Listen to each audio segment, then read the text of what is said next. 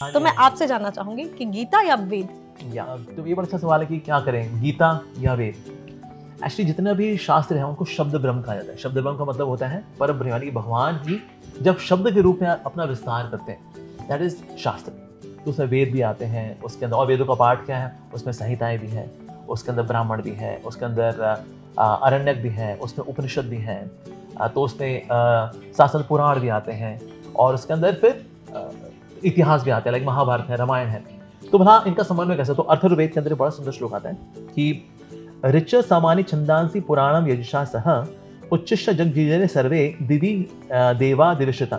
अर्थात ऋग, साम, छंद और यजुर्वेद के साथ पुराण भी उन अच्चिष्ट जगत पर शासन करने वाले यज्ञ में परमात्मा से ही उत्पन्न हुए।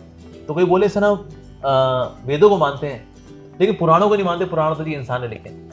लेकिन एज पर ये अथर्ववेद का श्लोक है, 11वां स्कंद है, 7वां अध्याय है और ये 24वां श्लोक है। सो उसके अनुसार, मतलब ये वेद के अनुसार ही बताया जा रहा है, पुराण भी भगवान की वाणी ही है। तो इसमें ये बड़ा क्लियर। उसके बाद फिर ये बड़ा सुंदर श्लोक है जो कि स्कंद पुराण से है, प्रभास खंड है, कैंटो 5 चैप्टर 3 वर्स नंबर 121 से 124। तो मैं पूरा वर्ष नहीं पढ़ूंगा because it take lot of time, लेकिन इसमें बताया गया है वेद व निश्चलम मन्ये पुराण अर्थ द्विजोत्तमा, यानी कि अगर कोई वेद को के अर्थ को जानना चाहता है तो ऐसे व्यक्ति को पुराण अवश्य पढ़ने चाहिए। और फिर इसमें आगे जाकर डिस्कशन में ये भी आ रहा है कि भगवान ने श्रुति दी, श्रुति का मतलब होता है वेद, क्या, ठीक है जी। और जो श्रुति जो समझाने वाले हैं वो है स्मृतियां। जो स्मृतियों में नहीं दिया, जो नहीं दिया गया वो दिया गया पुराणों के अंदर।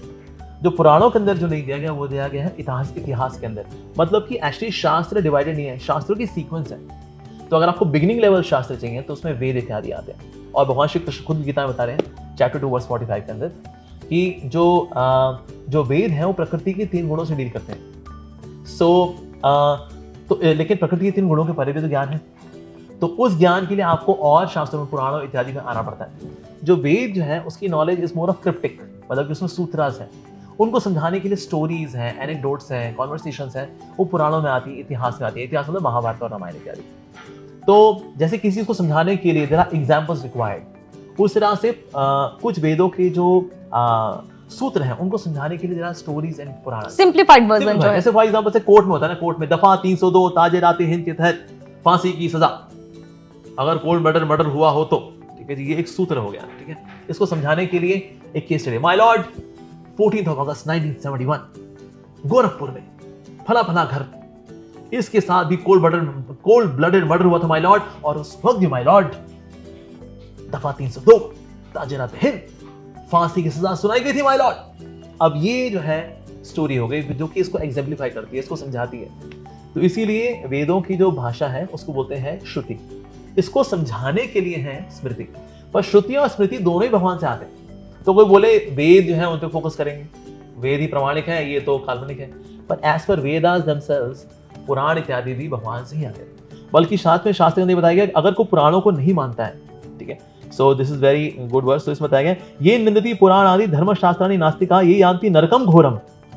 अगर कोई पुराणों को नहीं मानता, ये निंदती पुराणानि, तो ऐसे व्यक्ति के लिए बताया गया ये यान्ति नरकम घोरम, ऐसे व्यक्ति को घोर नरक में जाना पड़ सकता है। तो दिस फ्रॉम स्कंद पुराण, और ये आता है पंचवंती खंड पूर्वार्ध, अध्याय 67 है, श्लोक संख्या 31। शिव जी देवी पार्वती को ये बात बता रहे हैं। तो इसलिए पुराणों को हमें स्वीकार करना चाहिए, ना माने ये तो कहानी है, ये तो किसी ने भी लिख दी, तो ऐसा नहीं है। तो वेदों को ही मानना चाहिए, और उस सीक्वेंस में फिर हमको स्मृति को मानना चाहिए, पुराणों को मानना चाहिए। पुराणों में फिर जो सात्विक पुराण है फिर वो और श्रेष्ठ हैं, और फिर अल्टीमेटली जो महाभागवत या फिर परमहंस संहिता है वो है श्रीमद् भागवतम। तो पुराणों में सर्वश्रेष्ठ श्रीमद् भागवतम। इस देखिए सबसे अधिक कथा जो होती है वो श्रीमद् भागवतम की होती है, श्रीमद् भागवत कथा यज्ञ दिस दैट।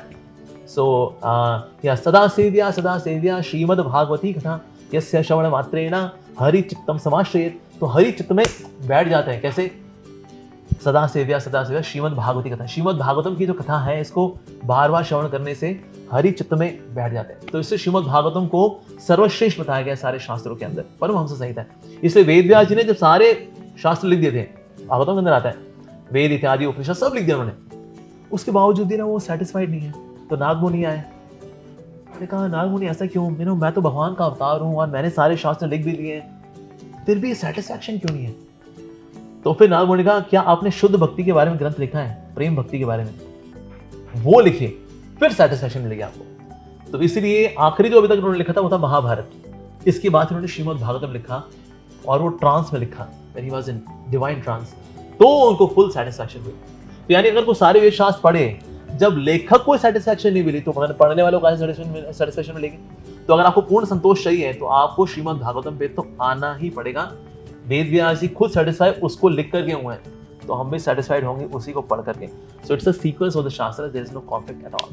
और सुपीरियर कोई नहीं है, सब कनेक्टेड है, हम ऐसा कह सकते जैसे वही कोई स्टैंड 1 में है, 2 में है, 3 में है, अल्टीमेटली ग्रेजुएशन तक पहुंचना है, पर ये विश्वविद्यालय है जी।